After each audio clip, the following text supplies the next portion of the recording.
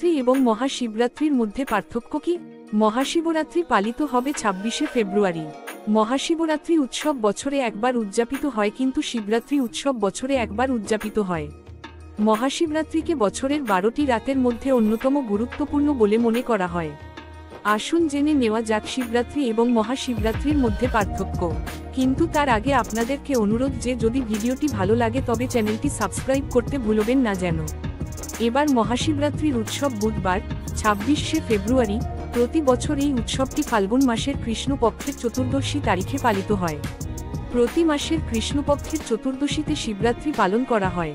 যদিও ভগবান শিবের উপাসনার জন্য প্রতিটি দিনকে অত্যন্ত পবিত্র বলে মনে করা হয়, শ্রাবণ মাস, সোমবার, শিবরাত্রি এবং মহাশিবরাত্রির নিজস্ব বিশেষ তাৎপর্য রয়েছে।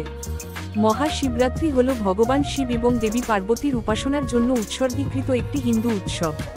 শিবরাত্রি এবং মহাশিবরাত্রির মধ্যে পার্থক্য কি? ভিডিওটি ভালো লাগে তবে চ্যানেলটি সাবস্ক্রাইব করতে ভুলবেন না যেন।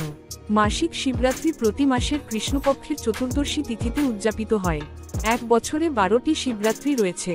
হিন্দু পঞ্জিকা অনুসারে ভাদ্র মাসের শুক্লপক্ষের চতুর্দশী তিথিতে চতুর্দশ দিন মহাশিবরাত্রি উদযাপিত হয়। এইভাবে সমস্ত শিবরাত্রি ছাড়াও শ্রাবণ শিবরাত্রির নিজস্ব গুরুত্ব রয়েছে। শিবরাত্রির উৎসব আমাদের বুঝতে সাহায্য করে যে আমরা সকলেই শিবের অংশ এবং একদিন আমাদের তার সঙ্গে মিশে যেতে হবে। ফাল্গুন মাসের কৃষ্ণপক্ষের চতুর্দশীতে মহাশিবরাত্রি উদযাপিত হয়।